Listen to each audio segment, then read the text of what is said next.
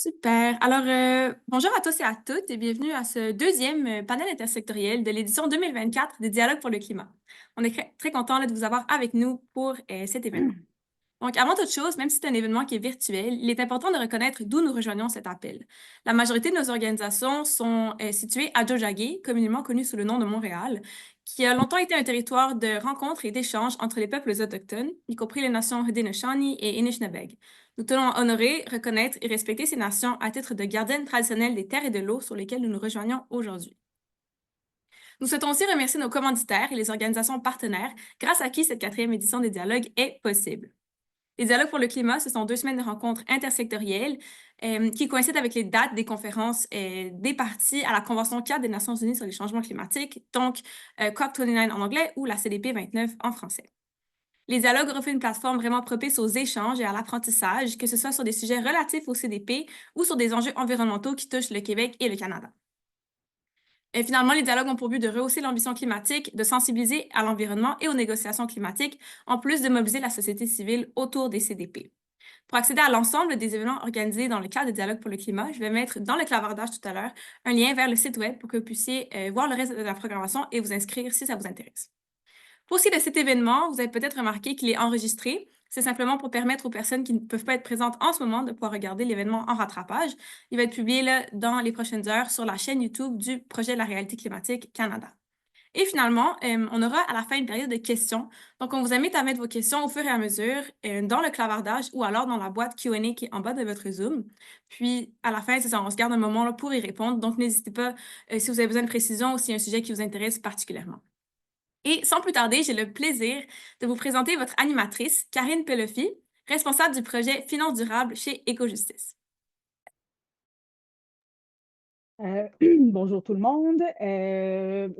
Si vous êtes ici, vous savez que la finance est un des très gros termes là, de la CDP 29. On se rappelle que c'est la dernière COP avant la soumission des prochains plans pour les 5 prochaines années. On parle de finance, d'investissement et de commerce à cette COP-ci. Et donc, pour en parler de ce côté-ci du monde, on a avec nous Florian Roule, vice-président finance durable chez Finance Montréal, Marie-Hélène Lafont, conseillère principale en dialogue et affaires publiques chez Fonds d'Action, et Maxime Perrault, responsable de la coalition Sortons la case du carbone. Donc, première question en formule tour de table. Avant de se lancer dans les détails de chaque initiative que vous portez, question plutôt générale, c'est quoi la finance durable pour vous? Est-ce que ça existe? Si oui, ça mange quoi en hiver? Et comment vous qualifieriez la contribution du Canada à ce niveau? On va y aller avec Florian, ensuite Marie-Hélène et Maxime. Et vous pouvez embarquer les uns sur les autres si, oui, il y a des accords. Parfait. Merci beaucoup, Karine. Bonjour à tout le monde. Puis merci au Dialogue pour le climat pour l'invitation de façon à partager cette tribune avec Marie-Hélène et Maxime que je salue. Alors, une question pour commencer qui est quand même assez large. Alors, qu'est-ce que c'est que la finance durable? Pour moi, c'est très certainement une façon de reconnecter la finance au monde réel qui nous entoure. La finance, c'est certainement pas quelque chose qui est désincarné, déconnecté du réel. Au contraire, c'est le système vasculaire de l'économie réelle de nos sociétés, de nos communautés. Et par l'intégration des enjeux de durabilité sur les questions climatiques, sur les questions de biodiversité, sur les enjeux d'inéquité sociale, etc., c'est une façon aussi de redonner à la finance une force d'attraction ou une force aussi une force motrice dans la transition socio-écologique de façon à pouvoir réaligner notre secteur financier avec des impératifs en matière de durabilité. Donc ça, c'est ma définition qui est certainement toute personnelle, mais qui n'est pas, ou du moins qui peut peut-être aussi diverger de certains points de vue. Ensuite, la deuxième partie de ta question, c'est par rapport au Canada.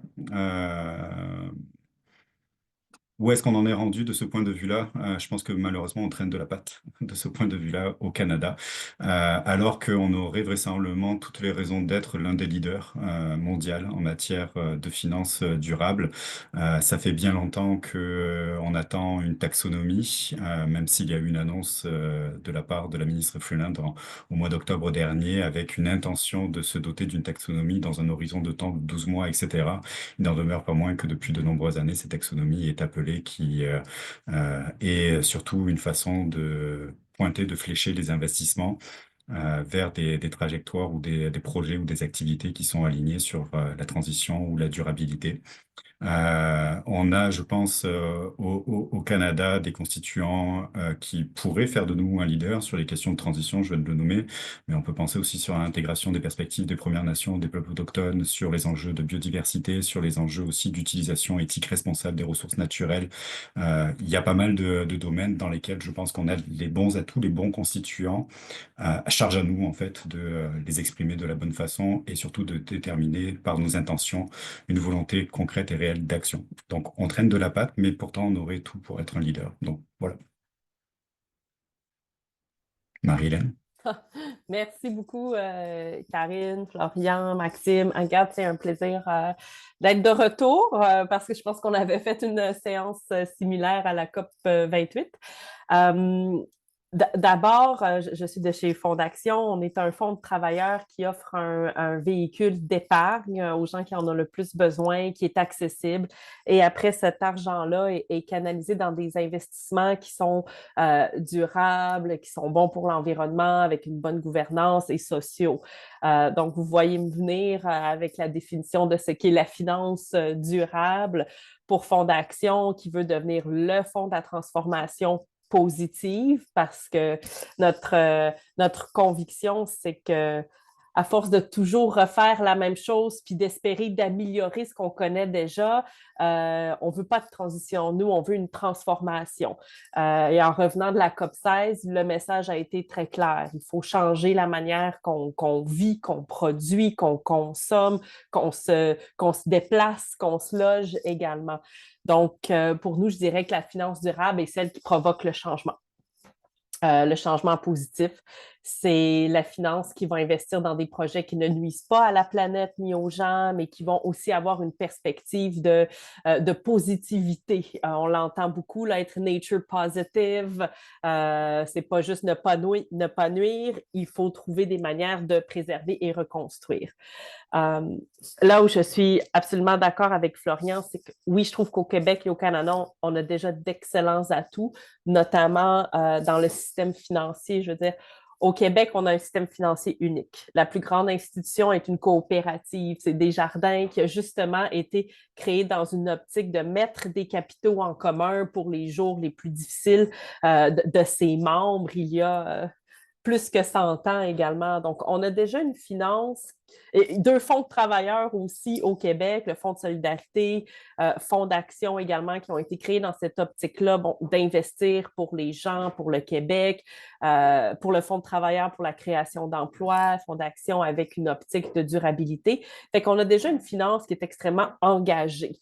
Là, il faut l'amener plus loin, puis c'est là qu'il faut justement influencer nos pairs financiers à vouloir en faire autant pour pouvoir aligner ce qu'on dit les flux financiers avec justement les engagements des gouvernements. Oui, merci Karine d'être là. Merci Florian, merci Marianne pour d'être là pour la conversation. Merci Agathe d'organiser ça. Moi, je dirais d'abord que le terme finance durable, pour moi, c'est un terme qui est extrêmement galvaudé. L'investissement responsable, le ESG, la finance durable, c'est des termes qui sont utilisés pour dire tout et son contraire, malheureusement. C'est un peu le Far West, puis on a besoin de codifier ça. Je rejoins quand même Florian et Marie-Hélène sur leur définition. Pour moi, une finance durable, c'est une finance qui est mise au service de la pérennité du collectif, du bien commun. Puis c'est quelque chose qui est complètement différent de ce que le secteur a fait traditionnellement. Les acteurs financiers, c'est des gens qui sont très bons pour optimiser. Le problème, c'est que pendant longtemps, le secteur a optimisé en fonction d'un seul facteur, le cash. Puis là, c'est comme si le secteur moteur de l'économie devait réapprendre à marcher. Il doit apprendre à optimiser en vertu d'un paquet d'autres facteurs qui ont le potentiel de dérégler notre système climatique puis nos écosystèmes, qui étaient jusqu'à aujourd'hui à peu près stables, puis sur lesquels on s'était basé pour extraire le plus de richesses possible pendant des années.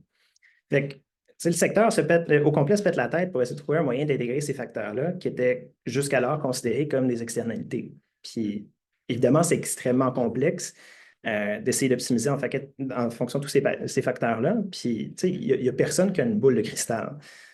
On a juste un paquet d'acteurs conseils dans leur cubicule qui essaient de régler la question. Mais à l'extérieur du secteur financier, puis de plus en plus à l'intérieur du secteur financier, il y a des gens qui se spécialisent dans ces fameux autres facteurs-là. On a des biologistes, des scientifiques du climat, des géologues, des politologues, qui sont là pour essayer d'éclaircir un peu ce que le secteur peut faire. Puis, mais bon, tu sais, le secteur aurait beau vouloir agir en cavalier seul, il aurait beau être puissant, il y a besoin d'un contexte réglementaire qui est favorable, qui permet d'amener tous les acteurs dans la transformation de l'économie, comme l'a dit Marie-Hélène, puis laisser personne derrière. Parce que c'est vrai que on a des très bons acteurs au Québec, puis on a un long historique d'acteurs qui sont impliqués dans la transformation de l'économie, mais ce n'est pas vrai partout au Canada. Malgré l'aspect éminemment complexe de la chose, de la finance durable, il y a des certitudes. Quand la combustion d'énergie fossile, par exemple, c'est la principale cause des changements climatiques, on le sait. Quand l'Agence internationale de l'énergie dit qu'aucun nouveau projet d'énergie fossile est compatible avec l'atteinte des cibles de l'accord de Paris, puis qu'on n'a pas besoin de nouveaux projets fossiles pour assurer la sécurité énergétique à l'échelle mondiale d'ici 2050, ça envoie un signal assez clair. C'est une chose qui est claire pour moi, c'est que une finance qui est réellement durable, on s'y dédie entièrement ou pas du tout. Puis même si on a des très bons joueurs qui s'y dédient entièrement, comme Fonds d'Action, par exemple, il y a aussi un paquet d'institutions financières, malheureusement, en ce moment, c'est une branche ou des fonds spécifiques qui font de la finance durable, puis avec des critères d'exclusion, puis tout, mais le reste de l'institution fait de la finance conventionnelle comme on en a toujours fait. Puis ben, ça ne marche pas. C'est comme essayer d'arrêter de fumer d'une main, puis de continuer de fumer de l'autre. Tu vas quand même attraper un cancer. Puis, je dis ça un peu à la blague, mais ce que je veux dire par là, c'est que c'est pas, la finance durable, ça ne peut pas juste être l'affaire de quelques bons joueurs. Il faut que l'ensemble du secteur s'engage là-dedans. Puis pour ça, ça prend de la réglementation. Puis, comme je pense que Florian l'a mentionné tantôt, mais le Canada accuse un retard assez considérable à ce niveau-là par rapport à d'autres juridictions comme l'Europe. Puis, ça commence à être gênant. Mais bon, je ne veux pas juste être négatif non plus. Il y a beaucoup d'espoir aussi. Il y a plein d'initiatives qui visent à bien réglementer le secteur financier, à bien l'utiliser. C'est sûr qu'avec ce qu'on est sur la scène fédérale, ça complique les choses, mais parce que le secteur est en bonne partie réglementé au fédéral, mais on a plein d'acteurs ambitieux et rassembleurs comme Finance Montréal. On a des bons joueurs comme Fonds d'Action Québec, puis on a des juristes crinqués comme toi, Karine, pour essayer de changer les choses. Je pense qu'on va trouver moyen de moyenner. Merci à vous trois. Je vais prendre mon privilège de facilitatrice pour faire des commentaires qui ne m'ont pas été demandés. Mais merci de m'avoir appelé juriste crinqué. C'est tout à fait approprié. En fait, dans une vie antérieure, mais relativement récente, j'étais l'architecte juridique pour le projet de loi 243 de la sénatrice Rosa Galvez, la loi sur la finance alignée sur le climat. Et maintenant, je suis chef de projet finance durable chez Éco-Justice et je vais me dire que mon titre finance durable est aspirationnel. Et je pense que comme on vient d'en faire état, le Québec est comme d'habitude le meilleur endroit où être en Amérique du Nord. On fait des choses relativement uniques et alors que le Far West est approprié comme terme, je pense qu'on pointe que le problème est à l'ouest, donc de Toronto jusqu'à le reste du pays. Et le projet de loi sur la finance alignée sur le climat vise justement à assurer que ce ne soit plus le Far West, à faire que l'entièreté de la finance devienne durable, que ce ne soit pas aspirationnel, volontaire sur un coin de table, mais plutôt qu'on parle d'une finance durable qui soit universelle et obligatoire. Et donc, moi, à partir de maintenant, je ne vais plus dire finance conventionnelle, je vais dire finance non durable pour mettre la culpabilité là où elle doit être. Et je pense que tu mets le doigt sur un peu le nerf de la guerre, Maxime, c'est le cash. Et je rajoutais là-dessus cash à court terme. Le droit canadien est différent du droit américain, mais on l'interprète de la même façon. On pense que l'obligation d'un investisseur, c'est de maximiser le retour sur l'investissement pour les actionnaires, alors que ce n'est pas le cas. Une des choses que le projet de loi sur la finance alignée sur le climat ferait, c'est d'ajouter un nouveau devoir d'intérêt public prépondérant pour tous les administrateurs d'institutions financières et de grandes corporations fédérales, d'aligner les investissements avec les engagements climatiques internationaux. L'Europe a déjà bouge dans cette direction-là, là, d'assigner les mêmes obligations qui incombent au gouvernement aux acteurs privés. On pourrait faire la même chose au Canada et voyons ce qui va se passer plus tard. Je rebondis aussi sur, j'ai beaucoup aimé que maintenant, il y a des départements sur l'environnement, le social et la gouvernance. Mais anecdotiquement, j'étais justement à Toronto au principe sur l'investissement responsable et on parlait du fait que les scénarios les scénarios et les modèles utilisés par les acteurs économiques sont complètement divorcés de la science climatique et des modèles et des scénarios qui sont développés par les scientifiques. Et moi, j'étais fatiguée, je n'avais pas pris mon café, mais j'ai dit, ah ben, pourquoi vous n'invitez pas des scientifiques climatiques à vous parler dans vos institutions financières? Et là, tout le monde semblait penser que j'avais une idée de génie et moi, ça me semblait l'absolue base. Donc, je suis terrorisée depuis. Mais il me semble que c'est ça, il y aurait à avoir plus de dialogue chez la plupart des acteurs financiers, là, au-delà de fonds d'action qui font déjà toutes les bonnes choses. Je vais enchaîner avec la prochaine question. Florian, Marie-Hélène, vous étiez à Cali là, pour la CDP 16 sur la biodiversité. La question du financement a été cruciale, mais pas réglée. Ici, la finance climatique est un thème clé là, dans ce CDP à Bakou. Avez-vous des attentes en termes de finances climatiques pour cette 29e conférence des parties, même si on sait que c'est accueilli par un État pétrolier qui fait des deals pétroliers en même temps qu'ils introduisent une conférence climatique?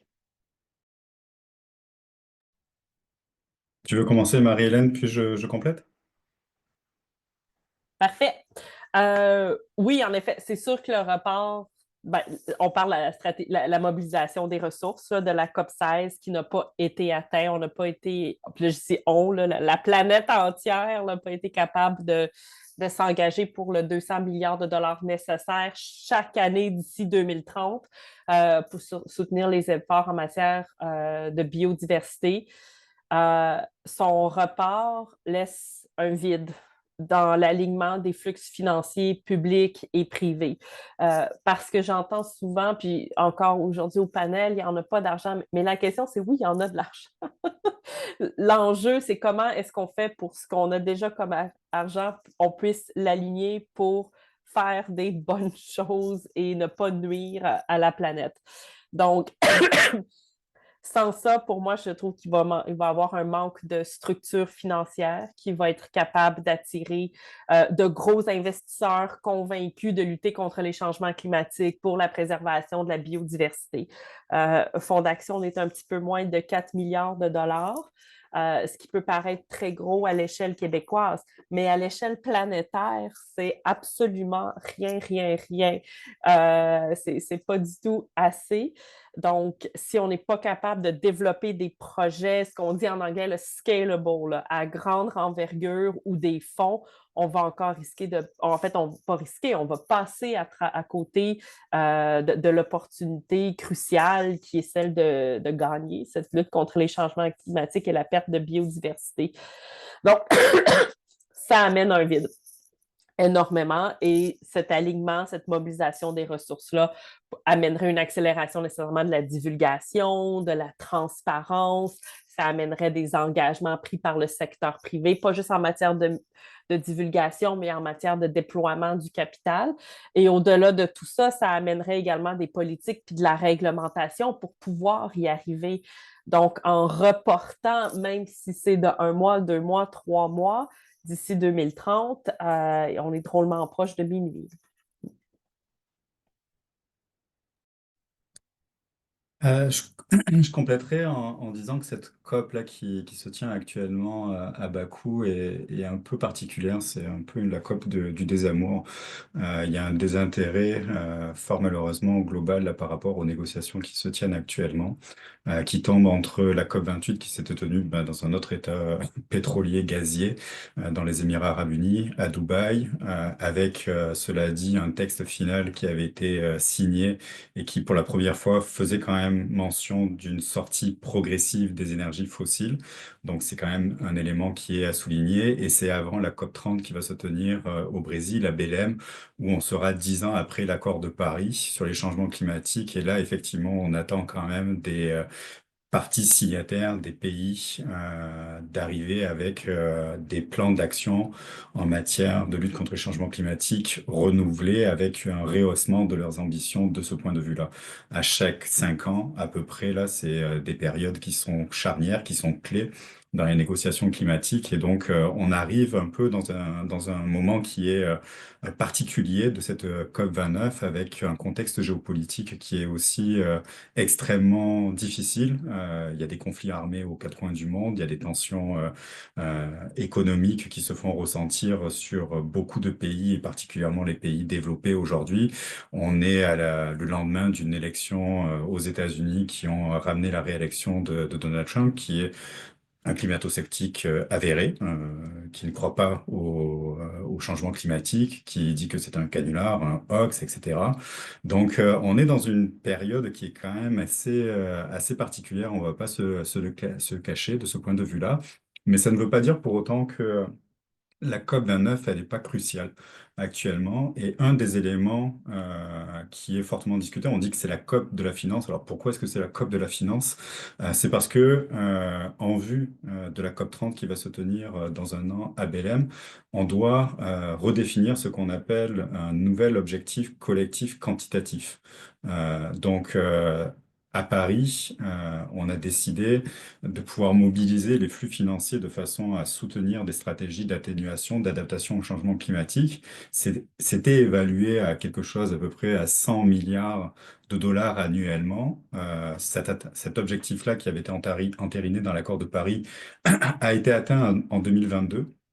Il y a eu beaucoup d'années quand même qui se sont écoulées. Il y a eu 7 ans là avant d'arriver à mobiliser les flux publics, privés pour atteindre cette somme des 100 milliards.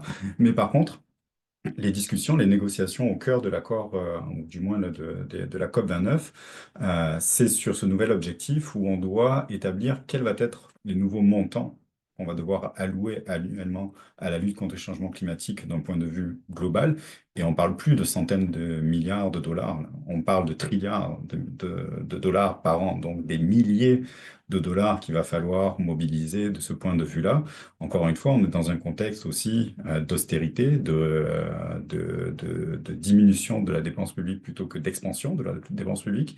Cela crée aujourd'hui, puis je pense que c'est un des points névralgiques ou d'achoppement qu'on a dans les négociations actuellement, c'est sur la contribution des pays développés, qui sont des pays qui, historiquement, par leur modèle économique, par leur modèle de consommation, de production, etc., sont les premiers contributeurs directement en matière de gaz à effet de serre qui ont conduit à la dérive climatique dans laquelle aujourd'hui nous sommes.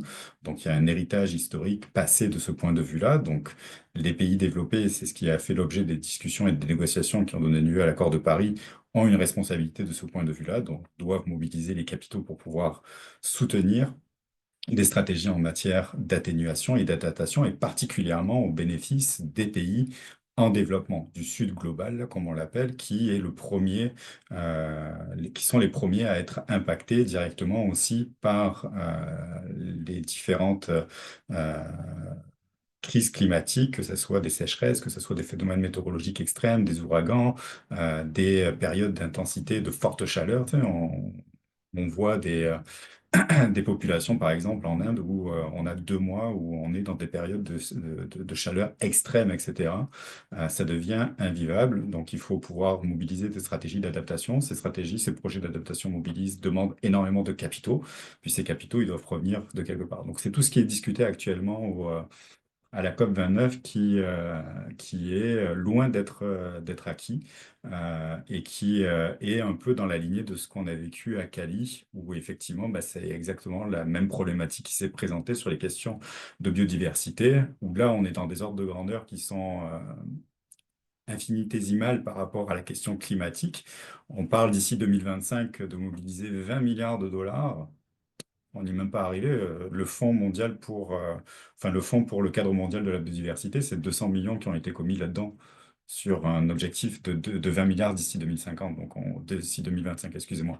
On est très très loin de la coupe aux lèvres et c'est ce qui va vraisemblablement nous conduire aussi et malheureusement, fort malheureusement, dans une impasse d'ici la fin des négociations à Bakou. Désolé, je suis pas très optimiste. Oui, l'optimisme semble se faire rare de nos jours. Je vais essayer d'aller en chercher un petit peu. Euh, Florian a appelé cette COP la COP du désamour. Pour une fois, moi, j'y vois presque quelque chose d'espérant. Moi, j'ai fait une COP en 2009 et après ça, je me suis dit plus jamais.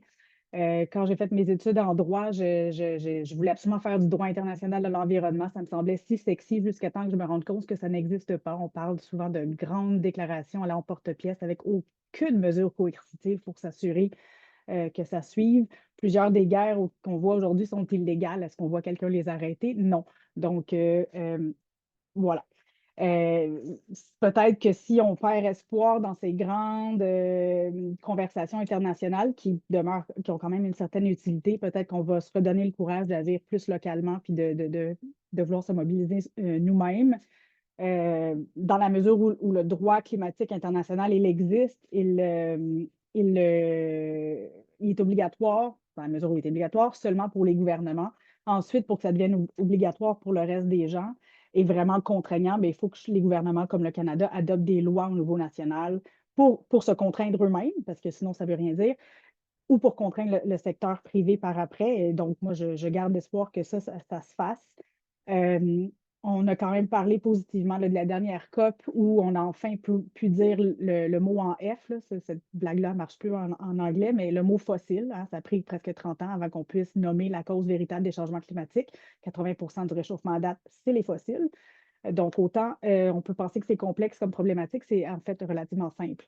Puis c'est peut-être un peu là le nerf de la guerre qui explique aussi peut-être le retard du Canada là-dessus. On sait qu'on a un secteur des énergies fossiles, encore une fois dans l'Ouest, très important, alors que c'est environ 3% du PIB, un peu plus. C'est plus que 30% de nos émissions nationales. Il y a un rapport qui vient de sortir qui démontre que nos émissions exportées, c'est-à-dire le pétrole qu'on exporte et qui est brûlé ailleurs, ne cessent d'augmenter et sont plus grandes que nos émissions territoriales nationales.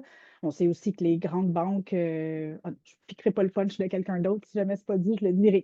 Mais bref, tout ça pour dire, pour moi, ce que ça veut dire, tout ça, c'est que la fameuse transition ordonnée que tout le monde espère, on ne l'aura pas. Hein? On vient d'élire quelqu'un qui n'y croit pas au sud de la frontière. Mais pour moi, ça veut dire ça ne fait que remettre en lumière l'importance du leadership des petits, que ce soit le leadership de fonds d'action, petits fonds d'action, ou le leadership du Québec, petite province. Je pense que ça doit être nous qui doit être les porteurs d'espoir. Maintenant, je me tournerai vers Maxime. Le travail de Sortons la caisse du carbone permet de bien connaître la finance climatique dans un contexte local. Est-ce que vous pourriez faire un état des lieux du financement des énergies fossiles au Canada? Avec plaisir. Hey, Florian, quand tu disais que l'accord de Paris a bientôt 10 ans, là, dans ma tête, il y avait encore 3 ou 4 ans. Je pense que c'est du déni, je ne sais pas trop, mais en tout cas. Mais ouais, pour revenir à la question du mot en F, comme tu disais, le financement des énergies fossiles. C'est ça, on l'a dit déjà plusieurs fois pendant le panel aujourd'hui. On a au Québec des acteurs qui sont très engagés pour le climat. On a eu des engagements très forts en la matière pendant ces dernières années. Je pense juste ce printemps, on avait la Caisse commune de la Ville de Montréal, petite caisse, mais quand même qui s'engageait à sortir complètement des énergies fossiles. Fonds d'action n'investit pas dans les énergies fossiles depuis un bon bout de temps. Puis, bien évidemment, pas pour nous lancer des fleurs, mais avec le travail de Sortons la caisse du carbone, ben, quand même la Caisse de dépôt et placement du Québec, c'est 452 milliards d'actifs sous gestion aux dernières nouvelles, qui, en 2021, s'est engagé à sortir de la production de pétrole, ce qui est majeur. Le problème, c'est que d'autre part, ben, on a des institutions financières qui sont parmi les pires au monde pour le financement, l'investissement puis l'underwriting des énergies fossiles. Il y a un paquet de rapports là-dessus. Il y a un rapport de l'Université de Toronto qui est paru il y a quelques semaines qui disait que si Bay Street était un pays, ben, ce serait le 5e plus grand émetteur au monde. Puis il serait responsable d'à peu près le double de la pollution totale du Canada au cours d'une année donnée. En mars, il y avait un autre rapport d'Influence Map qui disait que les 5 plus grandes banques canadiennes avaient un ratio d'investissement énergie fossile versus énergie renouvelable de 3,9 pour 1, alors que selon Bloomberg 9, ce ratio-là devrait être à 1 pour 4 d'ici 2030, donc l'inverse de ce qui est actuellement.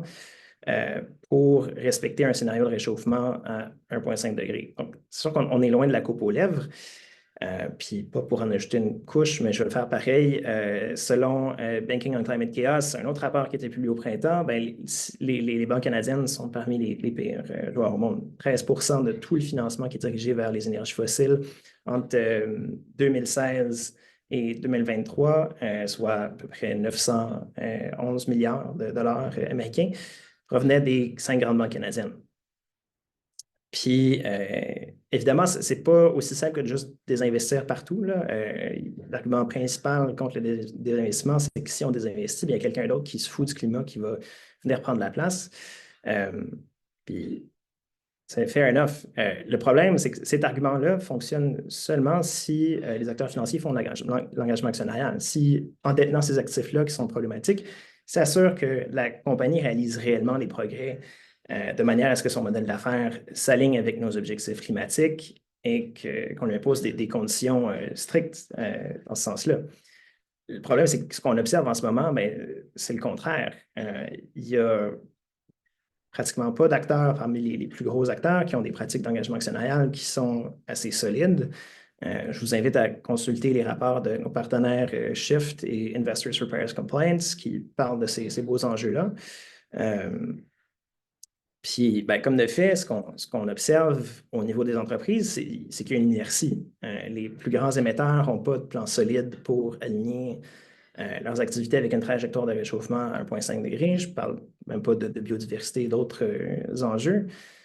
Vous pouvez aller voir le dernier rapport de Climate Engagement Canada qui est sorti là-dessus la semaine dernière. Mais évidemment, par contre, la décarbonation des entreprises, ça ne peut pas seulement dépendre des institutions financières. Puis ça dépend d'un paquet de facteurs externes, de la disponibilité de technologies qui sont matures, qui sont adaptées, qu'il y a des conditions de marché qui soient favorables. Puis, on navigue dans une mer de différents standards qui ne sont pas toujours harmonisés, pas toujours assez ambitieux. Ça complexifie énormément la tâche pour les acteurs du secteur. Donc, qu'est-ce que ça prend pour qu'on sorte de cette situation-là? C'est quoi le rôle des institutions financières? D'abord, au-delà de se débarrasser simplement des actifs polluants, il faut les transformer. Il faut transformer ces actifs-là en entreprises qui sont adaptées à une économie qui ne respecte nos limites planétaires. Pour ça, il faut que les institutions fournissent de la finance de transition, des types de produits puis de capital qui permettent aux entreprises de développer puis de mettre en œuvre des plans de transition qui sont crédibles.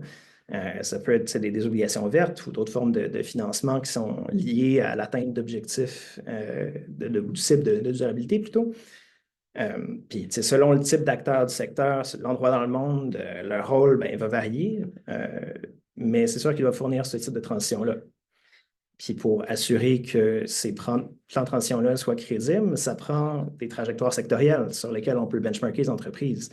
Puis, il faut en établir pour toutes sortes de secteurs. Il faut pouvoir dire, toi qui fais du béton ici au Québec, ton efficacité énergétique est là, puis tel autre qui en fait en Allemagne est meilleur. Il faut avoir des trajectoires qui sont réalistes, mais qui sont surtout ambitieuses. Puis, il faut constamment updater, mettre à jour ces trajectoires-là pour maintenir l'ambition. Puis, je l'ai déjà mentionné, mais un levier puissant puis qui est sous-utilisé en ce moment, c'est l'engagement actionnarial. Les asset owners, comme des fonds de pension, peuvent vraiment peser fort dans la balance. Puis, pour l'instant, malheureusement, il y en a peu qui se dotent de politiques d'engagement qui ont start, excusez l'expression anglaise. Puis, évidemment, on l'a nommé plus tôt, là, mais l'élément le plus important, c'est la réglementation. Puis, le rôle des acteurs financiers par rapport à la réglementation, c'est de s'exprimer haut et fort, puis d'en demander la réglementation qui pousse les entreprises à atteindre la carboneutralité aussi rapidement possible. Je veux dire, le secteur financier a tout à gagner à demander ça. Si on reste sur notre trajectoire de réchauffement actuel, il y a un rapport qui est sorti je pense, DHEC en début de semaine, qui disait que sur notre trajectoire actuelle, les actifs à échelle mondiale connaîtraient une dépréciation de l'ordre de 40 50 si on tient compte des tipping points. la transition d'engagement climatique volontaire à des engagements obligatoires pour les entreprises, c'est nécessaire, là. Puis, il faut la codifier dans des réglementations qui donnent la clarté puis l'imputabilité qui est nécessaire pour avancer assez rapidement. Puis, je le disais tantôt, je vais le redire, mais l'Europe a énormément d'avance sur le Canada. Karine, tu parlais du projet CAFA, puis un des aspects clés de ton projet, c'était la question du traitement prudentiel des fonds propres.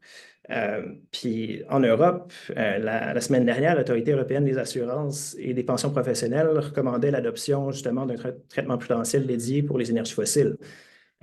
Puis ici, quand avec CAFA, Karine a essayé de donner un projet de loi qui amenait des modifications similaires, ben, elle a fait face à énormément de pushback de la part d'acteurs plus conservateurs qui sont plus près de l'industrie pétrolière. Fait que voilà, réglementation, réglementation, réglementation. Merci pour tes propos. Bien sûr, j'endosse l'ensemble. Puis ben, c'est très gentil de dire Karine quand elle a fait son projet de loi, mais bon, c'est formellement la sénatrice Galvez sur la base de conseils de douzaines d'experts soutenus par plus de 120 organismes de la société civile, 5 pétitions à la Chambre des communes et ainsi de suite. Je n'ai vraiment pas fait ça tout seul, mais j'ai eu un rôle super intéressant, définitivement une des expériences les plus joviales de ma vie. Puis, comme l'expliquait aussi Maxime, le projet de loi prévoit justement des mesures de divulgation de quelles mesures d'engagement actionnarial sont prises et que le désinvestissement soit une option, parce que si on n'a pas l'option de retirer les fonds, l'engagement actionnarial a peu dedans. Sur les traitements prudentiels, là, si on veut faire simple, en fait, c'est les exigences qui disent quand une banque prête à un secteur particulier qu'on détermine être plus risqué, mettons les crypto-monnaies. La règle qui est proposée pour les crypto-monnaies, c'est pour chaque dollar qui est prêté à une crypto-compagnie, ben, 1 dollar doit être gardé en réserve parce qu'on juge que c'est risqué. Et dans le fond, le projet de loi suggérait exactement la même chose pour l'argent qui serait prêté à l'industrie fossile. Comme l'expliquait Maxime, ça a fait sauter tous les banquiers. C'est sans surprise. Dans le fond, les règles de capitaux propres sont apparemment impliquées dans la façon que la rémunération, elle est calculée. Donc, on s'en va jouer directement ces bonus des gens qui travaillent dans les banques. Ce qui amène peut-être aussi l'idée qu'il faudrait peut-être revoir la rémunération puis la rendre plutôt proportionnelle à l'atteinte d'objectifs qui ne sont pas que financiers.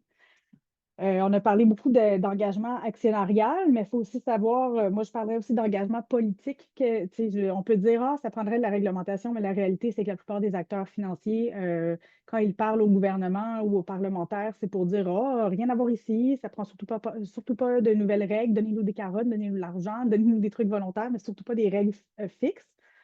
Ce qui fait qu'il y a des articles académiques qui ont documenté que l'industrie financière et l'industrie fossile ont ça en commun, qu'ils sont les meilleurs à éviter toute forme de réglementation parce qu'ils présentent un front commun unifié et parce qu'ils sont capables d'amener d'autres secteurs de l'économie à répéter leur message clé. D'où justement l'importance d'avoir des leaders comme Fonds d'Action qui disent ben, nous, on va dire quelque chose de différent. Et c'est fini le front commun. Maxime a beaucoup parlé des banques. C'est quelque chose que j'ai appris extrêmement récemment, mais on peut critiquer les banques en partie parce qu'on a des données. Quand on parle des fonds de pension, j'ai appris super récemment que la Caisse de dépôt, on peut les critiquer parce qu'ils doivent donner de l'information sur où ils font des placements privés directs. C'est apparemment pas une question de sa loi constitutrice, mais plutôt l'action de parlementaires de l'Assemblée nationale qui ont commencé à exiger ça il y a une vingtaine d'années. Et là, ils sont obligés, depuis ce temps-là, ils le disent à chaque année. Et donc, on peut critiquer la Caisse de dépôt. Si on regarde les fonds de pension des fonctionnaires fédéraux, pas un mot, on ne le sait pas. L'équivalent de la Caisse de dépôt dans le reste du Canada, aucune information. Donc, c'est plus difficile de critiquer quand il n'y a même pas une transparence de base. Donc, sur ça, je me souhaite que les parlementaires fédéraux commencent à poser des questions des fonds de pension dans le reste du Canada. On a aussi les compagnies d'assurance qui, de plus en plus, vont exiger des primes plus élevées quand on a des dommages climatiques extrêmes, des inondations, des feux et ainsi de suite, ou carrément refuser d'assurer dans certaines zones. Mais de l'autre côté, ils font des placements dans les énergies fossiles qui sont la cause même du problème qu'ils éventuellement refusent de continuer d'assurer. Donc, je pense qu'il faut vraiment regarder le système financier dans sa globalité, là, banque, fonds de pension, compagnie d'assurance. Fin de mon commentaire éditorial. Maintenant, une question pour Marie-Hélène. Fondation a récemment organisé un événement portant sur l'importance de créer des modèles de financement basés sur la science et non sur l'économie. Vous-même parlez du besoin de transformer notre économie et la manière dont nous consommons. J'ai noté, on appelle Fondation le Fonds de la transformation positive. Comment est-ce qu'on peut inciter le secteur financier à se transformer et à revoir sa raison d'être, sa manière d'exister? C'est une super bonne question, puis j'aime bien ton commentaire éditorial sur justement le front commun de la finance, qui est quand même... Mais il y a quand même des fronts communs très positifs, puis je veux quand même en parler parce que Fondation, on a signé le Finance for Biodiversity Pledge, qui nous amène dans une démarche d'intégration de la biodiversité. On est à l'étape où on doit se donner des cibles quelque temps en 2025. Et même si c'est qu'une partie de la finance, je veux dire, le Finance for Biodiversity est devenu, il y a 2 ans, observateur de la Convention sur la biodiversité. Donc, c'est déjà un pied de la bonne finance ou de la finance qui est durable auprès de ces instances-là. On est environ 190 institutions à travers le monde. Ce sont des fonds de pension, des institutions financières, des assureurs également qui représentent 22 000 milliards de dollars qui sont en train de justement faire cette démarche de se donner des cibles et de les atteindre et après de rapporter sur l'atteinte ou non de ces cibles. Mes petites parenthèses, je reviens justement à comment est-ce qu'on peut inciter le secteur financier à se transformer, à mieux travailler également. Je vais y aller concrètement parce qu'à la COP 16, on a dévoilé 9 indicateurs de biodiversité pour les investisseurs du Québec qui ont été travaillés, oui, par Fondation, par la CDPQ, mais d'abord et avant tout en travaillant avec la science, notamment avec Biodiversité Québec, avec l'Université de Sherbrooke et avec la SNAP Québec, la Société pour la nature et les parcs du Québec, qui, pour nous, ce sont eux les experts en biodiversité. Fait que c'est une démarche qui est très humble, empreinte d'humilité. On le sait, on est des financiers, on ne connaît pas la biodiversité. Il faut aller chercher, on ne veut pas prétendre non plus à la connaître parce que c'est un piège qui nous guette sans cesse de se dire voici où voici où le capital doit être déployé. On prend ces décisions-là de nos grandes tours dans un centre-ville d'une grande ville sans nécessairement avoir cette connexion sur le terrain. Donc, Biodiversité Québec, la SNAP et l'Université de Sherbrooke nous ont amenés dans cette démarche de 2 ans. On a dévoilé 9 indicateurs de biodiversité qui comprennent les services écosystémiques rendus à l'intérieur d'un périmètre, les espèces à statut, la conservation, la perte d'habitat, la pollution et ainsi de suite. Je ne vais pas toutes les nommer, mais je vais vous mettre le lien dans la conversation vers le guide méthodologique. Ce ne sont pas des indicateurs qui ne nous appartiennent. L'objectif était de faire cette démarche-là de manière transparente pour permettre aussi à d'autres investisseurs de pouvoir les intégrer. Nous, ça va nous aider lorsqu'on va être présenté avec une décision d'investissement d'une entreprise au Québec. Par exemple, on a testé sur le cas de Café William, qui est une entreprise basée à Sherbrooke et dans le cadre de son expansion, parce qu'ils grossissent énormément, ils avaient le projet de construire une nouvelle usine. Donc, ça implique nécessairement une construction sur un territoire donné et on a testé vraiment sur le cas de Café William. C'est une démarche, encore une fois, qui a été faite de manière transparente et inclusive parce qu'il y a 2 ans, je pense que c'était un 3 juin 2022. C'était 2 semaines avant l'annonce de la COP 15 à Montréal, où là, il y a eu une énorme mobilisation du secteur de la finance. Mais 2 semaines avant, lorsqu'on a invité nos pairs à venir rencontrer Biodiversité Québec, la SNAP, pour se dire on voudrait passer une journée avec vous pour parler de biodiversité au Québec. Question de c'est quoi la biodiversité au Québec? c'est quoi ces enjeux, qu'est-ce qu'on doit savoir comme financier et partager des exemples qui existent dans le monde d'intégration. Ça a été une grande mobilisation. Si la COP15 avait peut-être été annoncée un petit peu plus tôt, peut-être qu'on aurait eu une plus grande facilité. Mais peu importe, on s'est retrouvés avec presque 80 invités dans la salle à discuter de tout ça. En septembre dernier, on a rappelé nos collègues du secteur de la finance pour leur présenter les 9 indicateurs et l'intérêt était grandement présent. C'est vraiment en créant nous-mêmes ces opportunités-là, mais de façon inclusive, pour se dire on ne va pas les utiliser pour juste nous cacher. C'est notre PDG qui le dit, lorsqu'il est question de climat, il n'y a pas de compétition. Donc, c'est vraiment, on utilise un peu nos ressources, nos moyens, notre expertise pour influencer nos pairs autant qu'on peut. Voilà, fait que c'est un exemple très, très concret d'une action qui a commencé. La CDPQ s'est joint. On a 2 autres investisseurs financiers qui ont démontré un intérêt également pour continuer à tester ces indicateurs-là. Merci beaucoup, Marie-Hélène, de nous expliquer tout ça et surtout de le faire. Vous êtes la lueur d'espoir dans la noirceur grandissante. J'ai beaucoup apprécié que tu dises, dans le fond, les experts, dans le fond, c'est les ONGE ou les scientifiques qui travaillent sur les enjeux de biodiversité comme la SNAP. Je trouve que c'est très édifiant comme approche. Ma propre lecture, puis une chose que le projet de loi CAFA forcerait, dans le fond, une expertise climatique au sein même des conseils d'administration des institutions financières. Et je pense que beaucoup de la solution va venir d'avoir de forcer des conversations très inconfortables entre scientifiques, experts de la problématique et gens de la finance, qui, selon moi, semble avoir lieu en surface, mais quand on creuse un peu, pas tant, en tout cas, au-delà de votre initiative. Tu as aussi nommé l'humilité. Quelle belle qualité. Je ne dirais pas que c'est le premier mot-clé qui me vient quand je pense au domaine de la finance conventionnelle non durable. Au contraire, j'ai l'impression qu'il y a une soupe d'alphabet et une complexité surfaite qui, je ne sais pas si c'est intentionnel ou pas, mais qui rebute un peu le commun des mortels de vouloir peut-être se pencher sur cette question.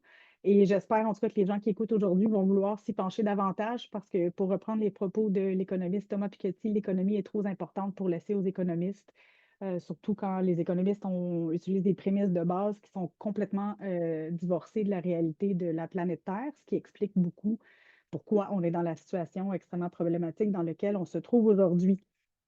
Pour en revenir à la prochaine question, là, je disais, bon, le secteur financier est très bon à éviter la réglementation. Puis dans beaucoup des discussions que j'ai à essayer de trouver des champions pour faire la promotion de la loi sur la finance alignée sur le climat ou toute autre initiative qui semble amener des solutions, j'ai beaucoup de réponses individuelles de « Ah oui, oui, moi je t'encourage, je t'encourage. » Je dis « OK, est-ce que tu pourrais dire ça au nom de ton institution? » Puis un parlementaire « Oh non, non, non, pas du tout, pas du tout. » Donc,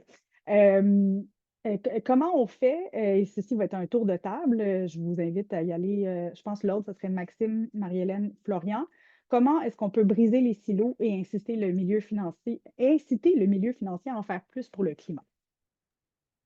Oui, je vais aller de ma perspective avec mon chapeau société civile, tu sais, puis déjà, je pense que pour la société civile, de s'intéresser à ce qui se passe dans le secteur financier, c'est essentiel, puis on ne l'a pas assez fait. Puis au Québec, le dialogue social fait partie de notre ADN. C'est naturel ici pour des acteurs qui ne se parleraient pas ailleurs de travailler ensemble et d'innover. Puis je pense que le projet d'éducateur dont Marie-Hélène parlait, c'est un excellent exemple de ça. Je pense que la société civile doit être là pour faire le pont avec le secteur financier, proposer des solutions, des idées qui cassent le moule, qui sortent du cadre établi. Puis il faut trouver des manières de financer qui sont innovantes. Tu as parlé du projet d'indicateur, mais bon, Fonds d'Action, il y a aussi le SOFIAC, qui est un bon exemple, je trouve. Mais clairement, il y a d'autres outils financiers comme ça. Florian a mené une super initiative avec le Fonds Investi qui a lancé il y a 2 ans, je pense, maintenant, si ma mémoire ne me fait pas défaut.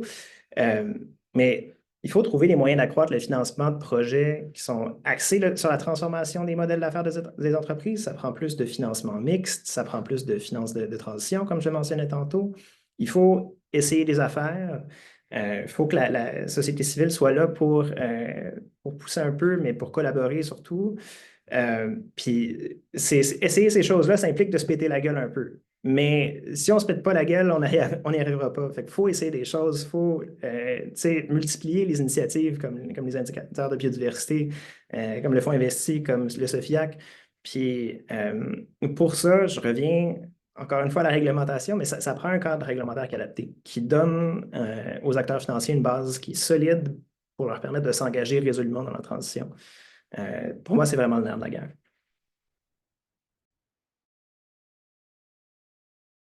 Marie-Hélène. Moi, hein, j'ai eu comme un blanc dans l'ordre, je m'excuse. Ben oui, comme le projet d'indicateur, comme je disais, c'est vraiment utiliser notre pouvoir, nos ressources, puis de pouvoir influencer nos pairs. Puis on est Fondation, on reste un financier, mais j'adore lorsqu'on nous invite à des événements de la société civile, tout ça, parce que c'est notre ADN. En même temps, c'est créé par un fonds de travailleurs pour des gens qui avaient besoin d'épargner et ainsi de suite. Fait qu'on a cette manière d'être qui est très ancrée sur le terrain. Puis on l'utilise pas juste à notre avantage, mais pour l'avantage du secteur de la finance. Donc, c'est vraiment créer des solutions. Bon, Maxime, tu as parlé de la SOFIA, qui est un fonds en efficacité énergétique. C'est vraiment en allant parler à des entreprises sur le terrain. Il y a énormément de subventions disponibles en efficacité énergétique. C'est assez impressionnant. Il y avait un enjeu que ces subventions-là n'étaient pas utilisées. Donc, en allant sur le terrain, en parlant aux entrepreneurs, on réalise que c'est énormément de travail, que ça prend des ingénieurs et ainsi de suite. Fait que la SOFIAC dit, nous, on vous propose un clé en main. Vous avez un diagnostic, l'argent est payé par Fondation, c'est Econolaire qui est la firme d'ingénierie qui fait le diagnostic et l'entreprise n'a pas à débourser de sous, elle rembourse sur les économies qui ont été faites. Mais ce sont des fonds qui prennent quand même plusieurs années en recherche et en développement. Mais je pense qu'on est capable de prouver, là, puis de financier à financier, on est capable de prouver qu'il est possible d'avoir un retour sur l'investissement, un rendement et on essaie autant que possible de partager ce qu'on fait, puis comment on le fait, et ainsi de suite. La SOFIAC, excusez-moi, est maintenant en France, avec l'ADEME, avec Mirova, donc elle commence à faire des petits bébés, puis c'est ça l'objectif, c'est de commencer petit, mais de grossir rapidement aussi, puis d'embarquer les pairs. Fait que je pense que j'ai pas d'autre réponse que ça, qu'on va continuer à le faire dans nos actions concrètement, puis quand on peut être inclusif, on va l'être.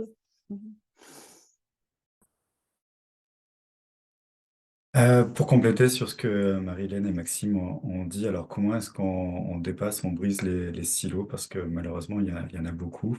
Je pense que ça prend aussi à un moment donné de la volonté de forcer le dialogue, de, de faire en sorte qu'on soit capable d'asseoir autour de la table des personnes qui ont peut-être aussi des points de vue qui sont antagonistes sur une question particulière, et notamment chez nous, je pense, la question de la transition énergétique, la sortie du secteur des énergies fossiles, etc. Il faut forcer ce dialogue, il faut pouvoir le provoquer.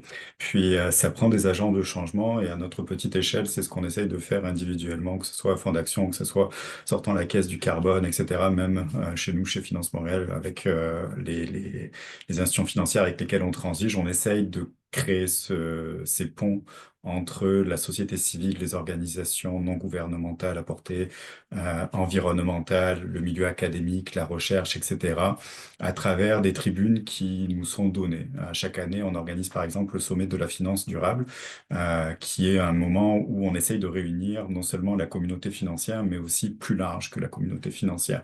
Et moi, j'ai le bonheur de voir des parties prenantes qui, au fur et à mesure, s'intéressent, sont là.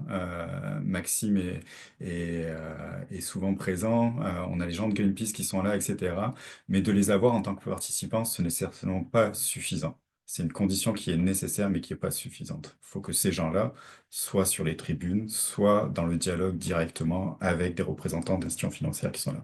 Et donc, c'est ce qu'on a essayé de forcer, pas plus tard qu'en mai dernier, où on a invité Reclaim Finance, par exemple, à venir directement sur la tribune, sur la plénière d'ouverture du sommet de la finance durable, le lendemain de la publication du rapport Banking on Chaos, qui mettait dans le trouble toutes les institutions financières canadiennes. Puis c'est volontaire parce que ces institutions financières-là font des choses des fois qui sont antinomiques avec ce que la science appelle.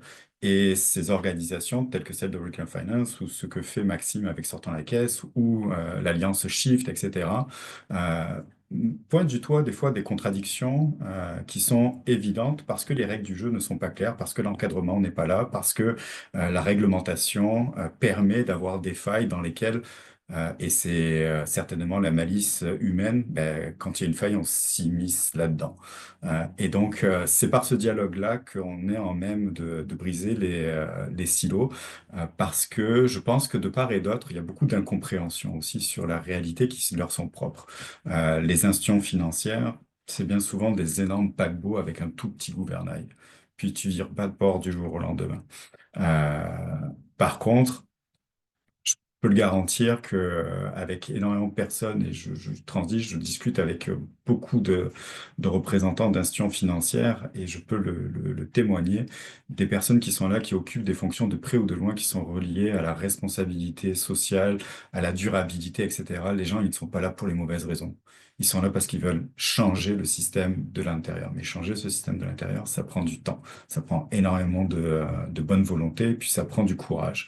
Et c'est là où l'alliance entre des parties prenantes externes, la société civile, les organisations non gouvernementales, des gens à l'intérieur même des institutions financières, des catalyseurs comme notre organisation Finance Montréal, où on est un peu au carrefour de rencontre de tous les acteurs financiers, on peut essayer d'amener ce vent de changement-là et d'amener aussi des réponses locales pour répondre à des enjeux plus globaux, nationaux.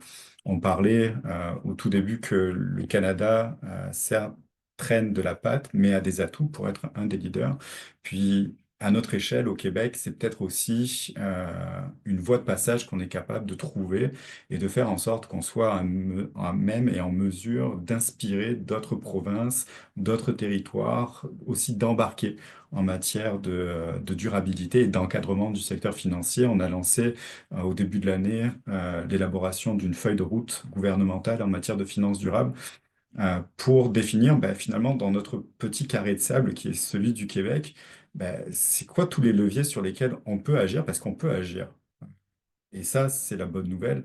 On est capable d'agir sur le secteur de l'assurance, on est capable d'agir au niveau de la gestion d'actifs, des fonds de retraite, on est capable d'agir aussi sur le secteur bancaire dans une certaine mesure, etc., dans la distribution de produits, de services financiers qui sont amenés à la population québécoise. Donc, on a des leviers d'action. Ça, ils sont à notre portée de main. Et puis, vraisemblablement, c'est là où on peut trouver une façon d'être une locomotive pour le reste du Canada en n'attendant pas nécessairement peut-être une réponse qui ne va pas arriver. Et c'est là où l'incertitude, elle est, selon moi, aujourd'hui extrêmement préjudiciable parce que cette incertitude nous amène dans un statu quo en disant, ben, on va voir de quoi demain va être fait. Mais malheureusement, ben, le temps, il passe et le temps, on n'en a plus beaucoup notamment sur les questions biodiversité, sur les questions climat, etc. Les cibles sur lesquelles on s'est engagé, 2050, ça peut nous paraître loin, mais pas du tout. Ça demande d'avoir l'atteinte de cibles intermédiaires qui sont dès 2025, 2030, etc. Puis les trajectoires de transition net zéro, si on prend uniquement la question climatique, euh, atteindre ou contribuer à l'atteinte de la neutralité climatique d'ici 2050. Donc, ça veut dire de ne pas émettre plus d'émissions de CO2 dans l'atmosphère que les écosystèmes sont capables d'absorber là, annuellement. Bah, ça demande de réduire annuellement nos émissions de gaz à effet de serre de 5% et ce de façon additionnelle à chaque année d'ici 2050.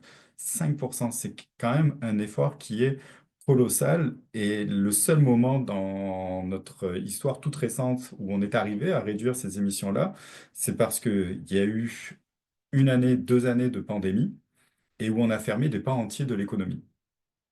Donc ça veut dire ça. Ça veut dire que tu t'assois sur un tiers, 50% de ta production, de ton économie, si tu veux aujourd'hui respecter les cibles de l'accord de Paris et donc diminuer tes émissions. Est-ce qu'on est prêt à faire collectivement ce sacrifice de se dire on pute un de nos deux bras là et puis on va s'en contenter parce que c'est ce qu'il faut faire?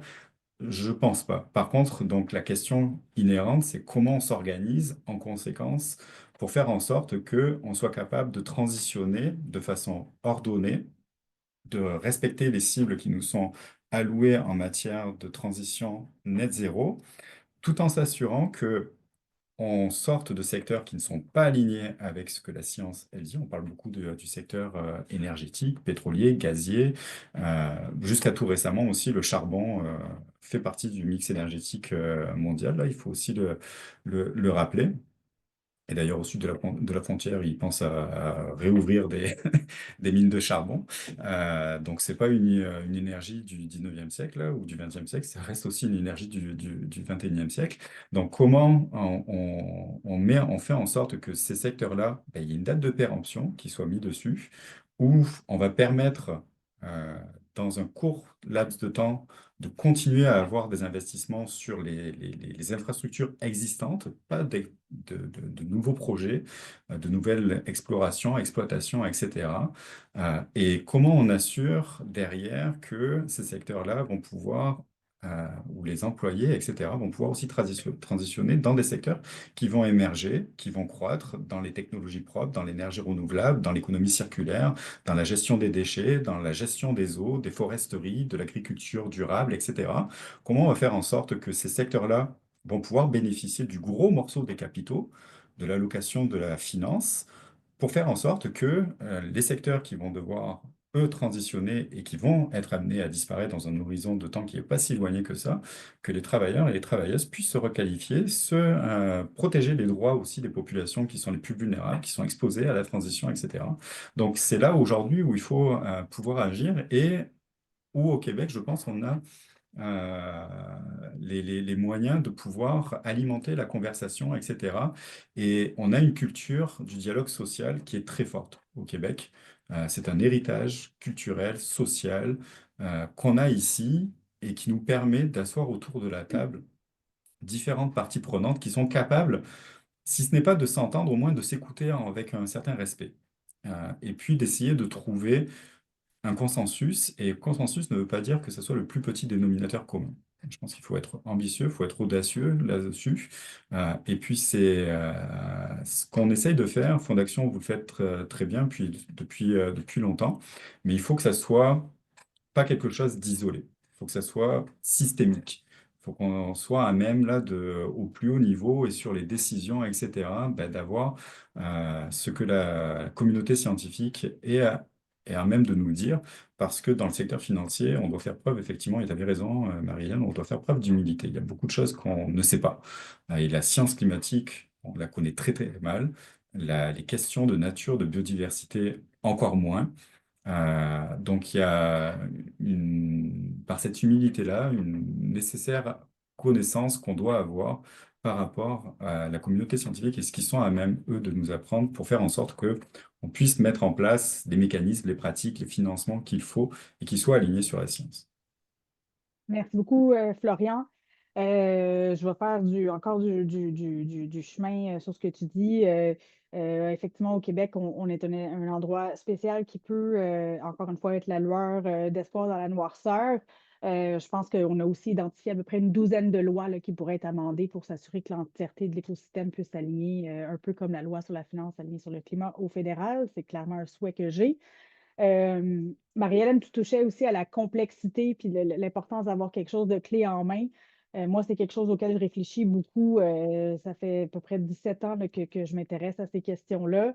Puis, tu sais, c'est peut-être mon chapeau de conspirationniste, là, mais tu sais, on a nommé les fossiles un peu pour la première fois l'année passée. Avant, on parlait toujours juste de la conséquence du problème plutôt que la source. On parle de gaz à effet de serre que personne n'a jamais vu, qui sont intangibles. Puis là, on fait des calculs compliqués il faut réduire de temps par temps par rapport à telle année. Puis là, personne ne comprend, moi inclus, même si ça fait 17 ans que je me penche. cette complexité-là, elle est rébarbative. Puis alors qu'on pense que les scientifiques commencent à nous dire, bon, à la limite de 1,5, qui est le seuil de dangerosité, on l'a peut-être déjà atteint. Est-ce que c'est encore pertinent de parler comme ça? Est-ce que c'est pertinent de parler d'un enjeu qui semble comme un enjeu purement comptable, qui fait que la plupart des gens décrochent? Je ne suis pas convaincue. Dans le projet de loi sur la finance alignée sur le climat, on a gardé cette approche-là, parce qu'on comprend que c'est celle que tous les acteurs ont adoptée, mais on a rajouté d'autres critères qui sont beaucoup plus simples, genre, qu'est-ce que tu fais avec les énergies fossiles? T'es finances-tu? T'en utilises-tu? Est-ce que tu vas arrêter? Et est-ce que tu scrapes des milieux naturels? As-tu l'intention de les faire régénérer? C'est deux questions très simples, mais qui règlent pas mal nos problèmes de climat et de biodiversité. C'est simple, mais c'est difficile à faire. Et en tout cas, pour ma part, moi, je pense qu'on a à simplifier la conversation pour pouvoir être plus inclusif dans nos conversations. Fin de mon autre commentaire éditorial. Je vous redonnerai le micro, Marie-Hélène, Florian, Maxime, pour vos remarques finales, le mot de la fin. Avec défi d'être espérant. OK. Écoutez, j'ai l'impression qu'on parle de finances avec un grand F, puis que c'est parfois difficilement atteignable dans notre quotidien personnel. Mais par contre, ce que je veux vous dire, c'est quelque chose qu'on répète beaucoup à Fondation. Vous avez vraiment, vous, en tant que consommateur, client d'une institution financière ou actionnaire de fonds d'action ou du fonds de solidarité, vous avez beaucoup plus de pouvoir que vous le pensez. Puis, je pense qu'on a parlé, de dialogue entre la finance, entre la communauté scientifique. Je pense qu'il y a un dialogue aussi entre actionnaires, entre clients et leur institution financière. Et je vous invite grandement là, à poser vos questions parce que votre épargne et l'argent qui est dans votre compte en banque a une empreinte carbone. Et je pense que rapidement, là, c'est quoi la différence entre ce qui est bien investi et moins bien investi? Pour on prend par exemple une épargne qui s'élève, disons, à 40 000 entre un bon investissement ou un investissement qui est beaucoup moins bon. Ça peut paraître à presque 8 vols aller-retour Montréal-Toronto ou même une année d'être végétarien, pour ne pas dire vegan aussi. Fait que vous avez vraiment, vos finances ont une empreinte carbone, d'où vraiment l'importance de vraiment poser des questions à vos institutions financières. On est tous à la CDPQ, avec Fonds d'action, Fonds de solidarité, c'est presque 1 million d'actionnaires également. Donc, c'est un mouvement aussi d'engagement actionnarial qui est tout aussi important que l'engagement actionnarial des investisseurs. Donc, voilà, je conclurai sur ça. C'est assez rapide. Moi, d'essayer d'être inspirant. Alors, par où commencer? Je vais faire du coup. Tiens, je vais commencer sur ce que Marie-Hélène disait. Puis je pense qu'elle a tout à fait raison. Faut questionner, faut challenger les institutions financières. Et puis, il ne faut pas absolument croire que quand on a un compte de dépôt ou un compte d'épargne dans une institution financière, il y a une voûte et un petit coffre avec votre nom et dans lequel sagement vous attend les dollars dans lesquels vous avez mis en confiance ce dépôt ou cette épargne-là. C'est investi, c'est recyclé dans l'économie, etc. Donc, tu as tout à fait raison, Marie-Hélène. L'argent qui dort dans les coffres des institutions financières a une empreinte carbone. On n'a pas d'équivalent, on n'a pas de comparable ici au Canada et au Québec, mais quand on se place du côté européen, français particulièrement, ben on sait qu'il y a eu des efforts de transparence et de divulgation de ce point de vue-là. Puis côté français, il y a d'ailleurs des plateformes qui permettent de comparer les produits d'investissement retail, grand public, etc. et d'avoir comme des étiquettes nutritionnelles, etc. Ben, on a aussi le contenu carbone de ces produits d'investissement. Puis c'est pas anodin. Un compte de dépôt en France en moyenne, c'est 14 000 euros. Donc un peu plus de 20 000 dollars qui dorment enfin, qui sont dans les institutions financières. Et puis ça représente 7 tonnes d'équivalent de CO2. Donc pour reprendre l'image des déplacements en avion, 7 tonnes, c'est un peu plus que 3 allers-retours Paris-Montréal en avion. Donc, il y a effectivement une très très forte incidence de ce point de vue-là, ce qui, moi, m'amène à parler de la transparence. C'est extrêmement important de ce point de vue-là, et tu as tout à fait raison aussi, Karine, quand tu parles qu'il faut simplifier. Je pense que des fois, on a tendance dans le secteur financier à complexifier volontairement ou involontairement, je ne sais pas, mais on a tendance à complexifier les choses, à rendre des prospectus incompréhensibles ou très facile, très difficilement intuitifs du point de vue du néophyte et de l'investisseur particulier. Parce qu'il ne faut pas oublier qu'ici, nous avons quand même une littératie en matière de finance qui est très faible et parmi certainement les plus faibles du Canada et parmi les pays de l'OCDE. L'Autorité des marchés financiers, à travers la stratégie québécoise d'éducation financière, publie des indicateurs de littératie. Et je ne sais plus dans la dernière édition où est-ce qu'on se situait, mais c'était pas très très beau à voir de mémoire. Donc on a une population de façon générale qui est peu connaissante, peu éduquée sur les questions de finance, d'économie, etc. Donc forcément, quand tu as ou quand tu es face à un conseiller ou une conseillère en finance, etc., c'est difficile de challenger de ce point de vue-là. Puis tu te remets bien souvent à ce qu'on distribue comme prospectus ou comme information sur les produits d'investissement.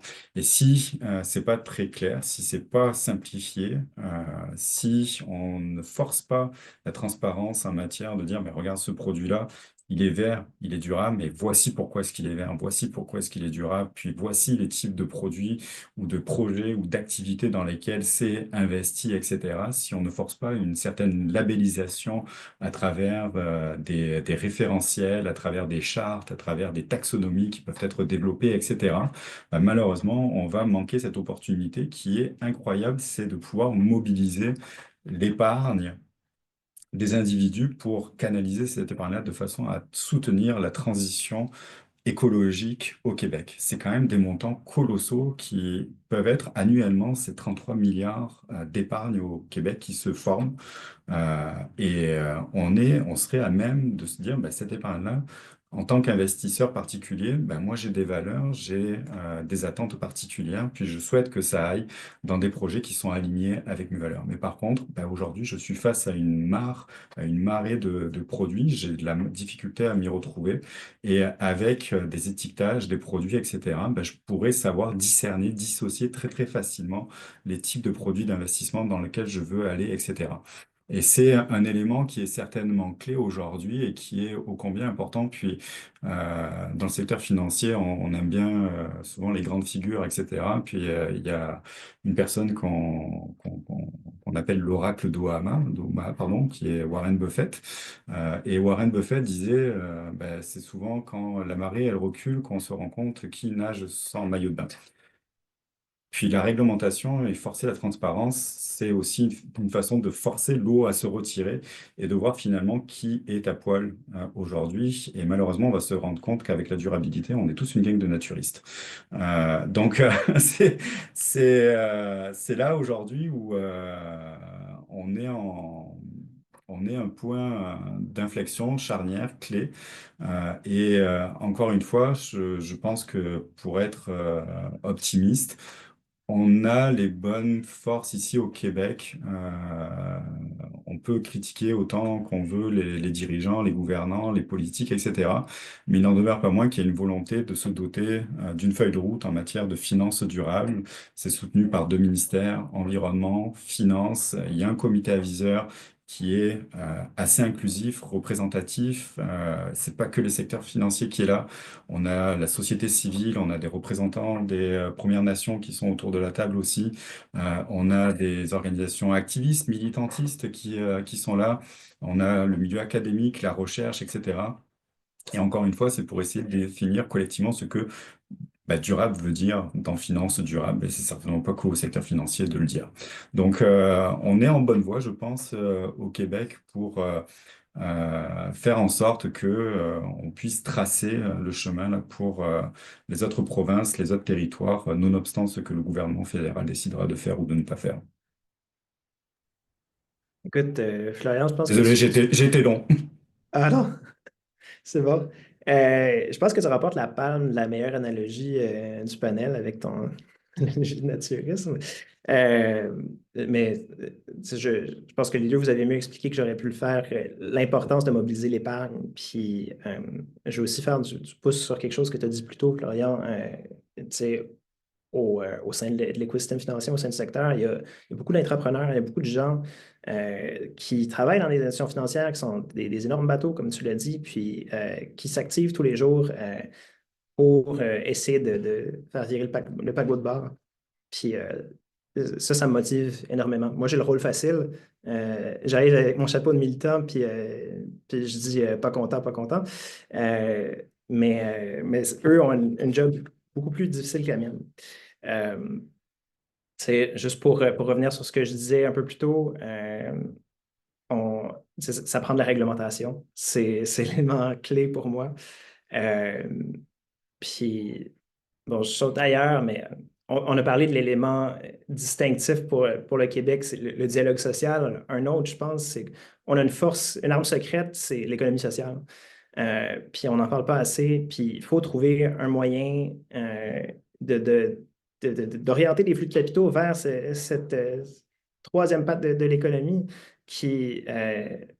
pour qui c'est dans leur ADN, le bien commun. Il n'y a pas de question de profit ou leur mission, c'est c'est le bien commun. Bref, j'en reste là. J'ai plus rien d'autre à dire d'inspirant, quoi que ce soit. Merci beaucoup à vous tous. Vous m'avez convaincu. De toute façon, moi, j'en avais marre de me taper la tête contre des murs et des portes qui ne s'ouvrent pas à Ottawa. Fait que là, je suis convaincue que c'est au Québec qu'on va être les premiers à légiférer pour que la finance non durable ne dure plus. C'est le mot-clé que vous m'avez inspiré. Je pense qu'on est maintenant à la période des questions du public et je pense que je vais laisser Agathe gérer tout ça. Merci beaucoup. C'est très inspirant. Oui, bien sûr. Alors, pour l'instant, on a deux questions, là, mais on vous invite à soit lever votre main, soit les envoyer dans le clavardage. Donc, je vais commencer avec la question de Kwame, donc, qui demandait la taxonomie financière ne compromet-elle pas la question de l'emploi? Je ne sais pas si quelqu'un veut se lancer. Je peux commencer, puis Maxime, Marie-Hélène, sentez-vous à l'aise, même toi, Karine, là, de compléter ma réponse aux besoins. Non, ça compromet pas la question de l'emploi. Une taxonomie, c'est juste une classification des secteurs d'activité en fonction de ce qui est vert, de ce qui doit transitionner, puis aussi de ce qui doit être durable. On le sait que aujourd'hui, notre modèle économique et donc les secteurs d'activité, certains des secteurs d'activité ne sont absolument pas alignés sur des trajectoires de transition net zéro ou contribuent négativement par j'ai anglicisme là, des carbon lock-in, là, euh, vous m'aurez compris, désolé pour l'anglicisme, mais qui contribuent à des pièges carbone, voilà. Donc, on le sait que ces secteurs-là, comme je le disais un peu tantôt, ont une date de péremption qui est affichée comme nos pots de yogourt dans les frigos. Et à un moment donné, il va falloir qu'on s'en débarrasse parce que ça va plus être bon à la consommation et ça va certainement plus être bon à la vie sur Terre. Donc, de ce point de vue-là, il faut s'assurer, et cet élément de justice sociale dans les taxonomies est extrêmement important. Donc, on ne peut pas oublier que derrière les secteurs d'activité, derrière les entreprises, derrière les actifs qui sont dans les portefeuilles d'investissement des institutions financières, il y a des hommes et il y a des femmes, tout simplement, qui travaillent dans ces entreprises-là. Il faut pouvoir réfléchir collectivement à quelle stratégie, quelle action, quel programme on va pouvoir mettre en œuvre pour requalifier professionnellement les gens dans ces secteurs qui vont être amenés à disparaître vers des secteurs qui vont croître, qui vont émerger. De quelle façon on va rehausser les compétences de ces individus-là, parce qu'il y a peut-être une portabilité de leurs compétences, de leur secteur, de leur métier, des fonctions qu'ils occupaient vers d'autres secteurs d'activité. Peut-être que c'est suffisant, peut-être que ça ne l'est pas. Donc, il faut que le milieu académique puisse embarquer là derrière, etc., pour s'assurer qu'on rehausse les compétences. Puis, il y a des populations qui sont aussi les plus exposés, qui sont souvent des groupes sous-représentés. On peut penser aux populations, aux communautés autochtones, on peut penser aussi aux femmes, qui sont les premières, et Oxfam fait énormément d'analyses, d'études, de recherches là-dessus, etc., qui montrent l'incidence des changements climatiques sur la diversité de genre, et particulièrement donc, pour les femmes. Donc, comment on protège les populations qui sont les plus vulnérables de ce point de vue-là? Quelle politique publique tu mets en œuvre? C'est extrêmement important. Donc, taxonomie et emploi ne sont absolument pas antinomiques s'ils sont pensés de façon collégiale, et ce, dès le départ. Donc, c'est extrêmement important de ce point de vue-là. Je ne sais pas, Maxime, Marie-Hélène, Karine, si vous avez des éléments. Marie-Hélène? Oui, écoute, c'est parfait ton point, puis j'aurais fait la même chose, c'est qu'on a tendance à confondre ou à inclure la taxonomie dans le plan de transition ou de transformation, mais pourtant, ce ne l'est pas. Mais permettez-moi de vous rappeler la COVID-19, lorsqu'il a fallu soudainement tout arrêter, on était confinés à la maison, il fallait, bon, fermer des entreprises et ainsi de suite. Le gouvernement fédéral était arrivé avec un plan d'aide financière aux gens. Personnellement, j'étais comme, bon, finalement, on va voir la création d'un revenu minimum garanti. Hélas, ça a fini aussi vite qu'on aurait ouvert l'économie, mais réfléchissons à ça où justement, on est au Canada, on s'est dit, on ne va pas laisser les gens derrière, on va leur offrir de l'aide financière, on va offrir X, Y, Z, et j'aime à croire, et c'est ce qui nous manque en ce moment, on l'a dit, on n'a pas de plan de transition. On a on a de super beaux objectifs 2050, net zéro et ainsi de suite. Moi, j'ai vraiment envie de voir de quoi ça va avoir l'air le 31 décembre à 23h59. Là. Ce ne sera peut-être pas le temps de commencer à travailler son plan, mais il y a un plan à faire, puis on est au Canada, on est capable de se mobiliser très rapidement pour justement permettre à des gens qui se sentent pris, qui voient que leur secteur, tout le monde a dit le secteur pétrolier est arrivé, elle va mourir, mais il y a des gens, c'est des hommes et des femmes qui travaillent dans ça, c'est penser à eux également. Donc, j'aime à croire, et c'est peut-être, vous me direz si mes lunettes sont trop roses, mais on l'a vu pendant la COVID-19. Et là, on est en train de faire face à une urgence qui est extrêmement similaire à la COVID-19, qui était une urgence de santé internationale. C'est encore ça, les changements climatiques, la perte de biodiversité. Fait que face à cette urgence, j'espère qu'on pourra être capable de traiter les deux avec ce qu'on a vu naître pendant la COVID-19. Absolument. Je ne sais pas si Karine ou Maxime, vous voulez rajouter quelque chose. Sinon, on a une autre question à laquelle on peut passer. OK, parfait. Donc, on avait aussi une question d'Elisabeth, donc, qui demandait si une attention particulière est accordée par les acteurs de la finance au potentiel d'encourager les petites entreprises, dont celles en économie sociale solidaire. Donc, en fait, est-ce que là, le potentiel des entreprises d'économie sociale pour la transition écologique est utilisé? Ah, vas-y, Karine. Ah, j'y vais. Vas-y OK. avant. Parce qu'on parlait d'acteurs de la finance. Oui, oui, oui, tout à fait. Je veux dire, Fonds d'Action investit en économie sociale, Desjardins, le Fonds de solidarité également. On a la fiducie du chantier de l'économie sociale. D'ailleurs, je pense qu'il va y avoir un énorme rendez-vous en économie sociale en mai prochain. C'est un pan de l'économie qui, même si on n'en parle pas souvent, est extrêmement présent. Puis il y a des investissements qui se font déjà. Là. Puis juste faire, puis ça, encore une fois, spécificité du Québec, de ce que moi je connais, c'est beaucoup moins développé dans le reste du Canada, l'économie sociale et solidaire. En fait, je pense qu'en anglais, solidaire, ça n'existe pas tant que ça. En tout cas, comme mot, là, pas comme concept. Et puis, quelqu'un m'avait envoyé un rapport que je n'ai pas compris, mais j'ai compris l'explication. Et une des choses que j'avais compris, c'est que comme l'industrie fossile fait quand même des gros rendements à court terme, là, surtout depuis la guerre en Ukraine et tout ça, les grandes institutions financières font de l'argent facilement, prêtant de l'argent à ce secteur-là. Ce qui fait qu'apparemment, le Canada est un des endroits où le coût d'emprunt pour des PME est parmi les plus élevés au monde parce que comme ils font de l'argent super facilement avec un secteur, il n'y a pas vraiment de pression pour essayer d'être plus compétitif, d'avoir plus faim, d'aller chercher des clients dans d'autres secteurs. Fait que si on avait ces fameux, on parlait des exigences de capitaux propres au tout début, si on avait ça qui reconnaissait le véritable risque qu'amènent des prêts et des investissements dans les industries fossiles, ben là, ça serait un petit peu moins rentable de prêter à ce secteur-là. Et puis, tout d'un coup, ben, il y aurait peut-être plus d'intérêt pour aller investir dans d'autres secteurs qui sont beaucoup plus porteurs au niveau social et écologique et je dirais économique. Puis, si je peux faire tu sais, Florian t'a parlé de sacrifice. C'est sûr que ça semble un sacrifice si on regarde juste, mettons, l'argent. Mais si on commence à penser à, tu sais, on parlait un revenu minimal garanti, si on commence à penser à notre bien-être, il y a plein de choses qui font de l'argent aujourd'hui qui amènent zéro bien-être pour les humains.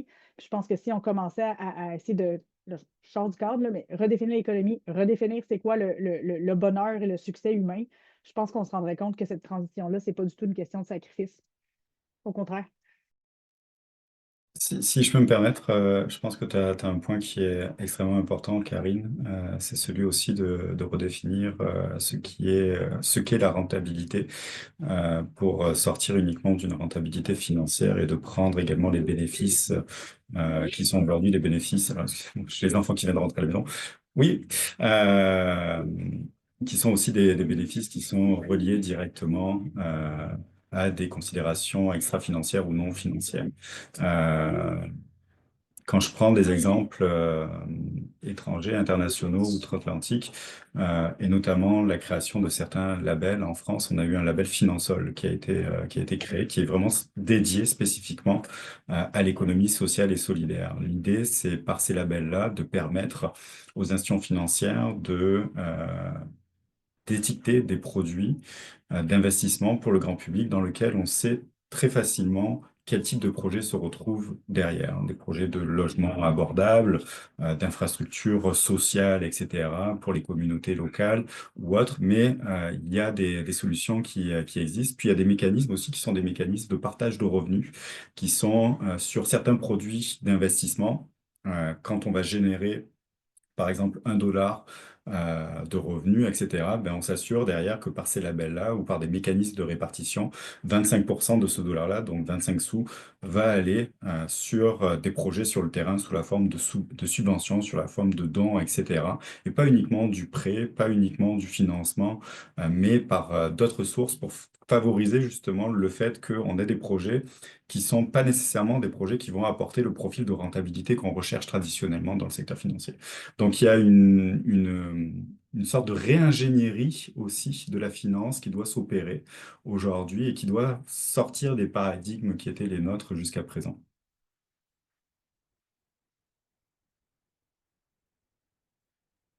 Absolument. Est-ce qu'il y avait d'autres personnes qui voulaient intervenir? Sinon, je pense que ça peut être une très belle façon là, de clôturer cette discussion. Parfait. Dans ce cas-là, écoutez, Karine, Florian, Marie-Hélène et Maxime, un énorme merci d'avoir participé à cette discussion. Je pense que ça a été très intéressant, très enrichissant. Puis c'est justement là, le genre de dialogue là, dont je pense qu'on a besoin. Donc, merci aussi à toutes les personnes qui ont participé. Puis sachez là, qu'il reste demain et une autre semaine complète là, d'événements de dialogue. Donc, je mettrai dans le clavardage les réseaux où vous pouvez suivre les dialogues pour retrouver le reste de nos événements. Mais vraiment, un grand merci. Puis je vous souhaite à tous et toutes une très belle fin de journée. Merci Merci beaucoup pour beaucoup. l'invitation. Au revoir. Grand plaisir, merci.